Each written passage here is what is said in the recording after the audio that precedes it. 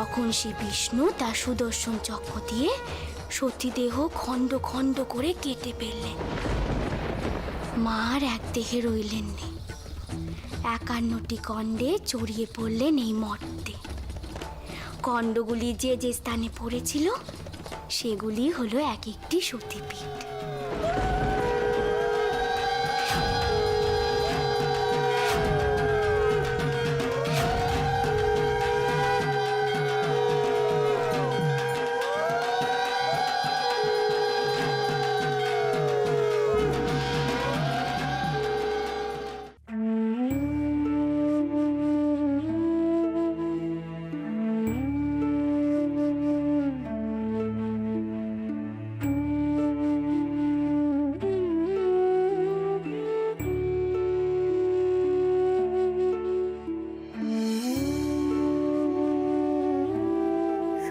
পরাণে কত মায়া দয়া। প্রথমে আমাকে এসে পেশাদ দিয়ে গেল, তারপর মেলার গপ্প যাত্রা পাড়ার কথা বলল। কিন্তু যদি একটিবার মা কালীর দর্শন পেতাম তাহলে আর মনে খেদ থাকতো না।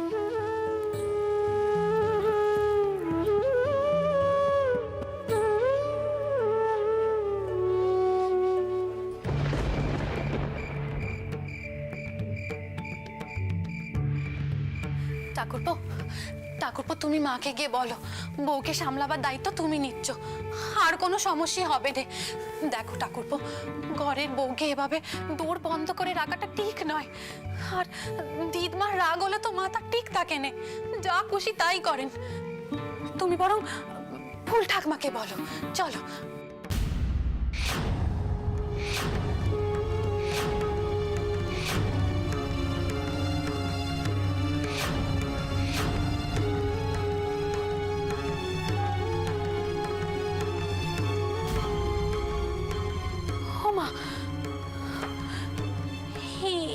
এইখানে হালতার চাপ এলো কি করে? কোনো ছোট মেয়ের পায়ের চাপ মনে হচ্ছে, তাই না ঠাকুরপো? কি আশ্চর্য! এতে আশ্চর্য হবার কি আছে বৌঠান?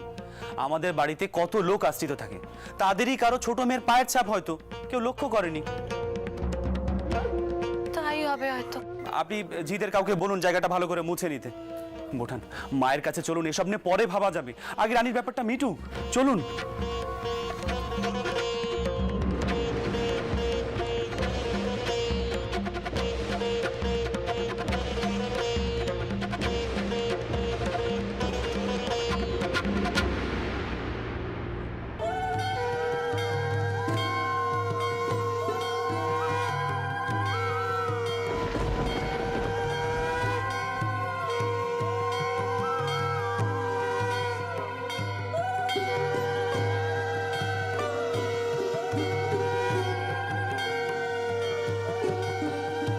মা, তোমার রূপ দেখে আজ পরাণ ভরে গেল।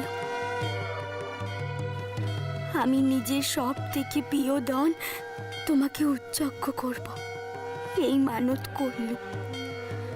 আমি যেন সবার আশা পূরণ করতে পারি মা।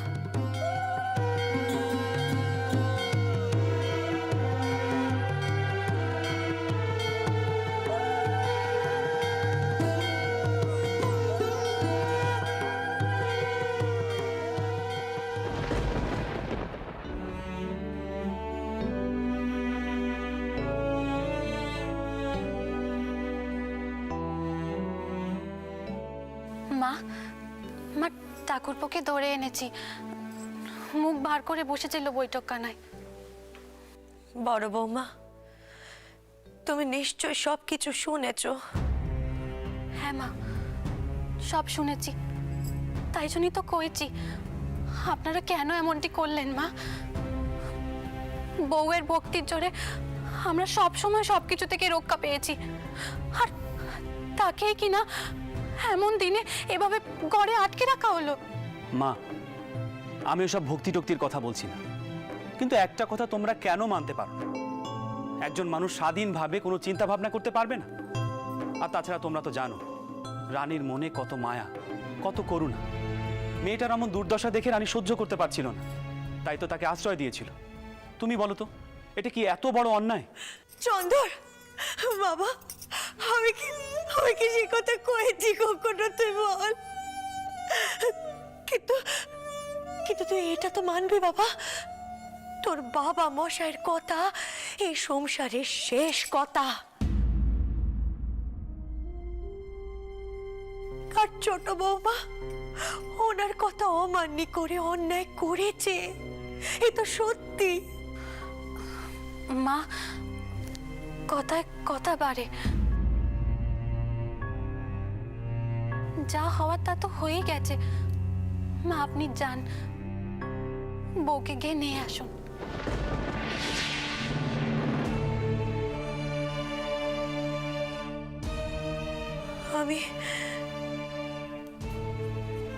আমি ছোট বৌমাকে ফিরিয়ে আনবো, কিন্তু আমি জানি মা, সৌর ঠাকুর খুব রেগে গেছেন, আর তার মাথা গরম হয়ে আছে বলে আপনারা বউয়ের কথা একবারও ভাববেন না। বউয়ের কথাটা একবার ভেবে দেখুন মা, মেয়েটার যে বড় নরম মন, তার মনের মধ্যে যে এখন কি হচ্ছে, আপনি একটা ব্যবস্থা করুন মা, দেখবেন সব ভালোই হবে।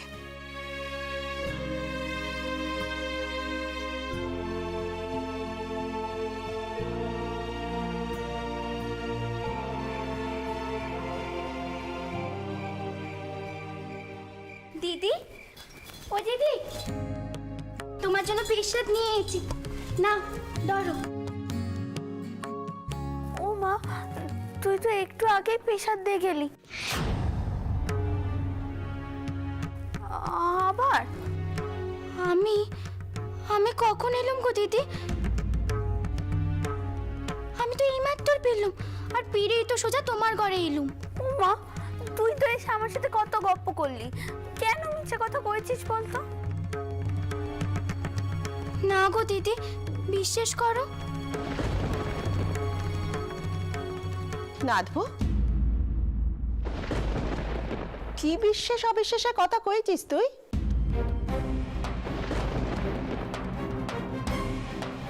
দেখুন না পোলটাকমা, আমি যে এইমাত্র পেলাম, এ কথা কেন দিদি বিশ্বাসই করছে না। তাই? ও মা, এই তো এলি তোরা। তাহলে কে আমায় সতীপীঠের গল্প শোনালো? ওখানে যাত্রাপালা হয়েছে কিনা? হ্যাঁ, তাই তো, ওখানে তো সতী পেট নিয়ে যাত্রাপালা হয়েছে। আমি তো সব শুনে এলুম, ভেবেছিলুম এখানে দিদিকে গল্প শোনাবো।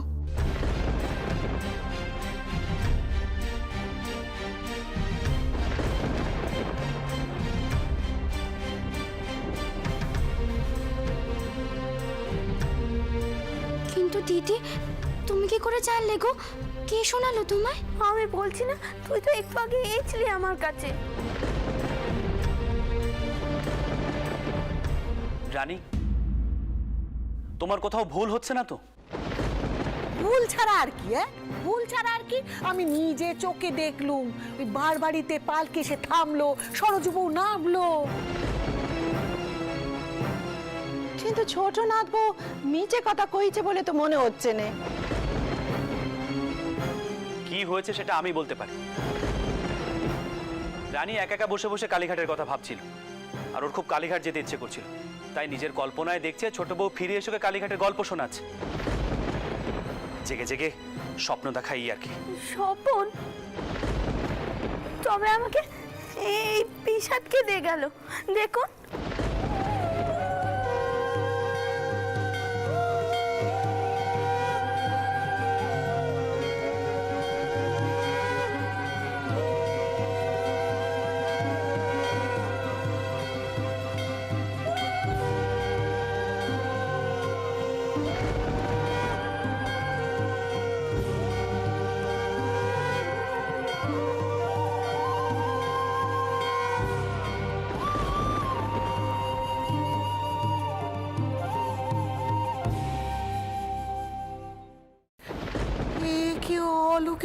বলো দেখি, হ্যাঁ? পেশাদ এখানে এলো কি করে? কে বা দিয়ে গেল? আমার কাছে এমন কেউ এসেছিল যিনি আমার পেশার দিয়ে গেল, কিন্তু আমি তাকে সরজু ভেবে ভুল করেছি।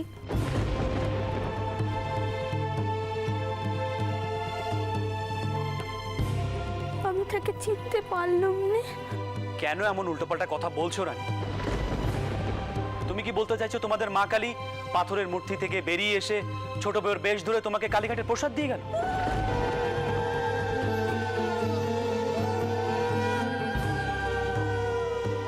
আর শুধু প্রসাদই নয়, তোমাকে এসে সতীপীঠের গল্পও শুনিয়ে গেল।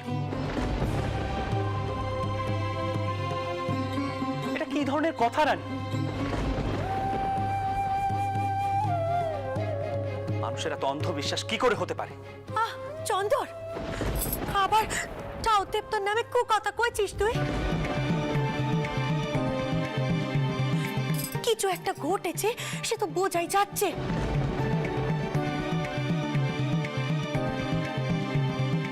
ও পেশাদ কানা নাহলে ছোট বৌমা পেলো কোত্থেকে? কেউ নিশ্চয়ই এসে পেশাদ কানা দিয়ে গেছে। মা, তোমাদের এসব অন্ধবিশ্বাসের কারণেই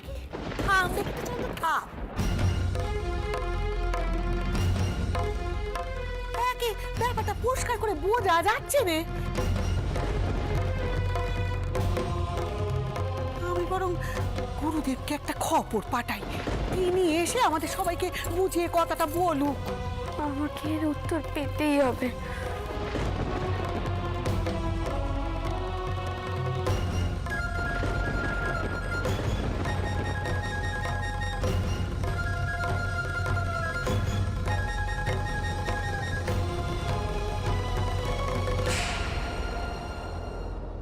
চিন্তাময়ী তারা তুমি আমার চিন্তা করেছো কি? নামে জগৎ চিন্তা হারা তুমি, নামে জগৎ চিন্তা হারা, কিন্তু কাজে তেমন কই মা দেখি। চিন্তাময়ী তারা তুমি মা।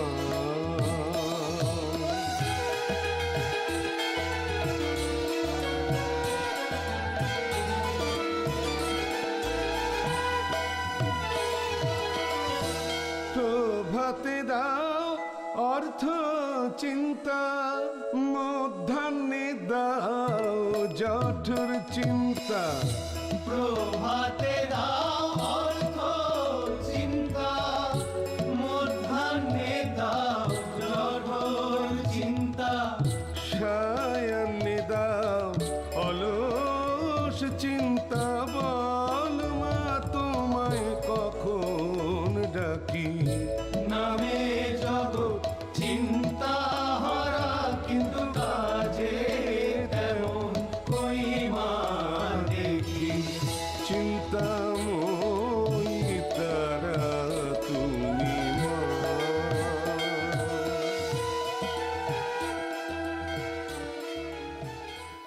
প্রণাম। কল্যাণ হোক। আপনারা একটু অপেক্ষা করুন, আপনাদের সিধের ব্যবস্থা করছি। আজ আর অপেক্ষা করতে বলবেন না, আমরা মার আদেশে এক গুরু দায়িত্ব পালন করবার জন্য এসেছি। গুরু দায়িত্ব?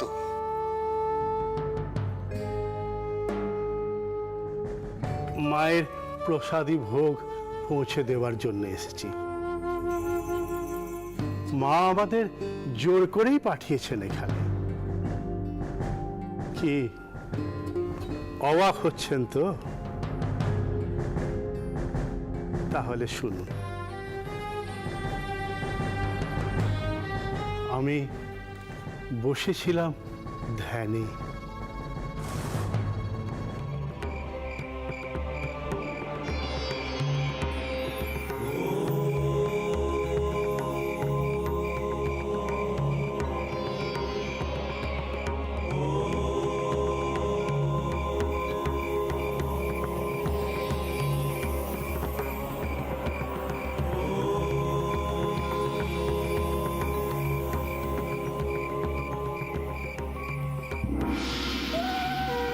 শোন বাবা, আমার সবচেয়ে কাছের ভক্ত আজ আসতে পারেনি। আমি চাই তুই আমার পেশাদি ভোগ তাকে দিয়ে আয়। যাবি নে তুই?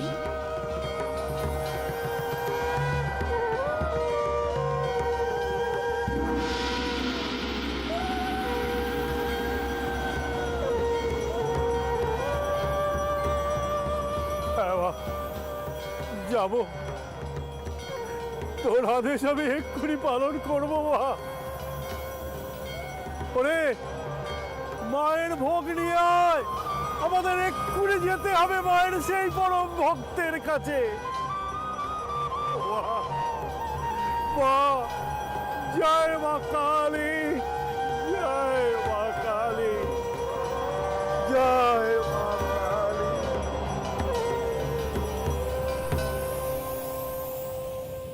কি বলছেন? এটা এক আশ্চর্য ঘটনা। মায়ের আদেশ পাওয়া মাত্রই আমরা কালীঘাট থেকে মার এই প্রসাদী ভোগ নিয়ে রওনা দিলাম। কিন্তু পরক্ষণেই মনে হলো মা কোন ভক্তের কথা বললেন তার নাম তো জানা হলো না। ঠিকই তো। তারপর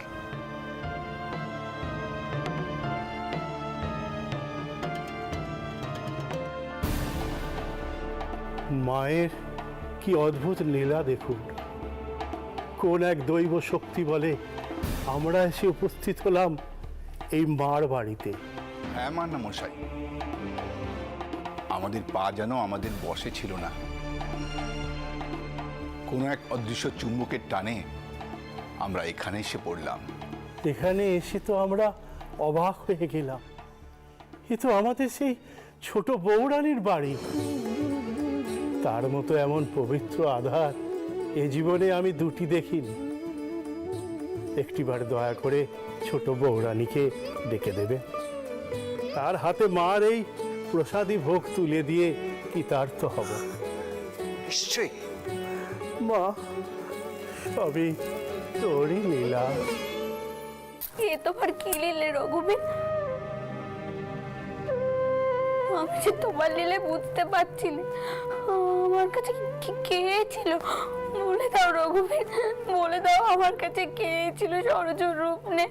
আমার পৃষ্ঠার উত্তর দাও রঘুবীর, ইশারা দাও ঠাউর, ইশারা দাও। বউ, বউ, বউ একখানা চমৎকার হয়েছে জানিস? চমৎকার? কি হয়েছে গো? বারান্দায় তোর ঘরের দুয়ারে আলতা পড়া পায়ের ছাপ দেখলুম রে। আলতা পরা পায়ের ছাপ? হ্যাঁ গো দিদি, বদিদি নিজে চোখে দেখেছে। হ্যাঁ রে, কিন্তু কার এমন পায়ের ছাপ বল দেখিনি? এ বাড়িতে তো কোনো... বুঝেছি, আমি সব বুঝেছি। কোথায় যাচ্ছিস বউ? দাঁড়া, সরজ চল দেখি। বউ,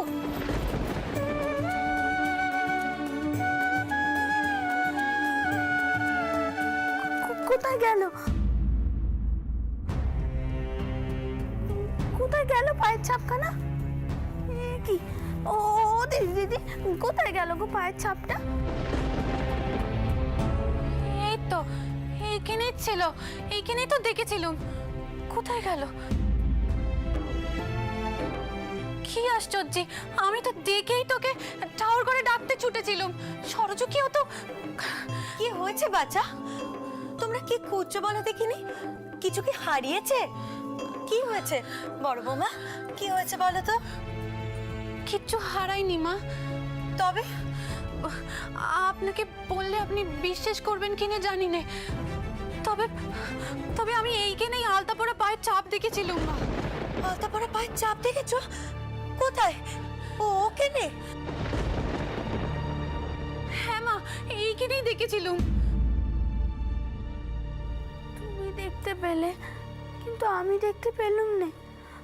আমার কপাল এত মন্দ। বড় বৌমা, আমি বলছি তুমি তুমি ঠিক করে দেখেছো তো? কোথাও কোনো ভুল হচ্ছে না তো? না না মা, আমি পরিষ্কার দেখেছিলাম, এখানেই তো ছিল। এখানে ছিল, তবে গেল কোথায়? এদিকে তো কেউ মোচেও নি। তা জানি না, তবে আমার দেখায় কোনো ভুল ছিল না মা। ঠাকুর আমাকে ইশারা দিয়েছিলেন, মা স্বয়ং আমার কাছে এসেছিলেন, কিন্তু আমি তাকে চিনতেও পারিনি। আমি বলেছিলাম না সরজুর রূপ ধরে মা এসেছিলেন, কিন্তু আমি এতই অভাগা যে মায়ের পায়ের ছাপ পর্যন্ত দেখতে পেলাম না।